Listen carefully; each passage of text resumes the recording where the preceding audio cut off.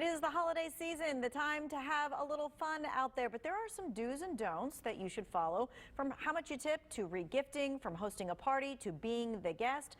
Culture and etiquette expert Sharon Schweitzer is here to answer your questions today, and all your texts are anonymous, so get out there and get that question in there. All you have to do is text us 336-379-5775. Remember, this is text only, so please don't call. All right, Sharon, first and foremost, let's start with honing our hearing. What happens when we have a bunch of people sitting around the table and the conversation goes awry? One of the best things you can do as a guest is make sure that you listen for signals from the host or hostess. Many times they will say at the beginning of the conversation, let's talk about this. Why don't we steer in this direction? Or they'll gently guide the guests. Many other times what they'll do is they'll even throw topics out. How about those Nobel Prize winners? Has anyone read this best-selling book?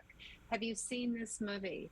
What travel plans are you considering? Those are all hints for the guests as to what direction the host or hostess wants that conversation to flow in. And if you are a little disruptor and you don't latch on to those hints, maybe you won't be invited next time. So it's really important. It's really important, Tanya, to listen to those and to be a good guest and converse along those lines. All right, so many of us are going to be having our family and friends and whatever in and out of our homes for this holiday season. What happens if we have a rascal guest? You know, someone who is just really stirring the pot, making things difficult, making things awkward or uncomfortable. How do we deal with them? One of the best things you can do is visit with them off to the side quietly, as opposed to embarrassing them in front of family, friends, or other guests. Ask if they can come help you in the kitchen, maybe cut some pie, maybe pour some coffee, or maybe go outside with one of the kiddos, and then just visit with them privately and say, hey, you know what, I really appreciate your opinion. I do want to hear what you have to say, but let's not do it inside or at the table in front of everyone. Why don't we do this offline later on? And hopefully they'll get the hint.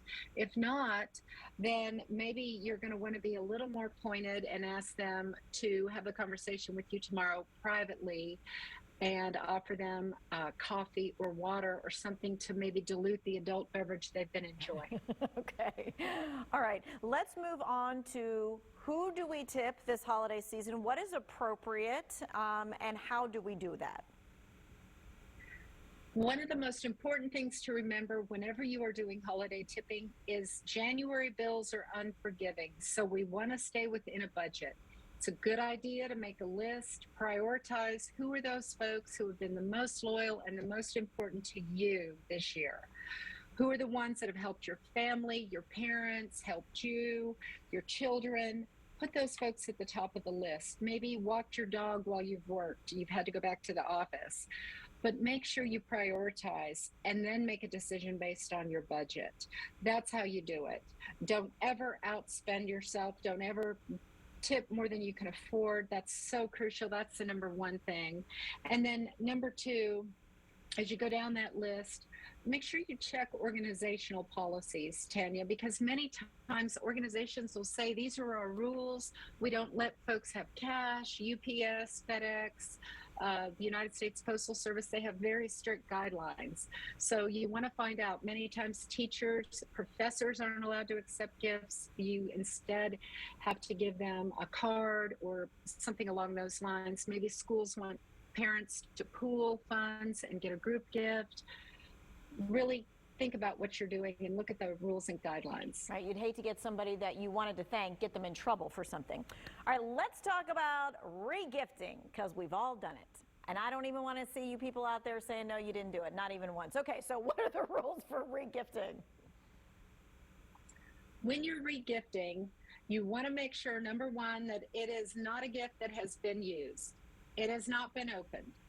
it has not been unwrapped, that the seal is unbroken on that gift. Because if any of those things have been violated, you can't regift it.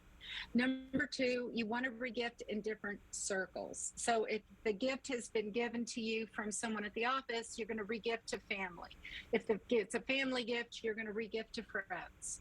So you always regift in a different circle. And then you also want to make sure you regift appropriate things. You would not want to regift personal lingerie that maybe a spouse or a partner gave you.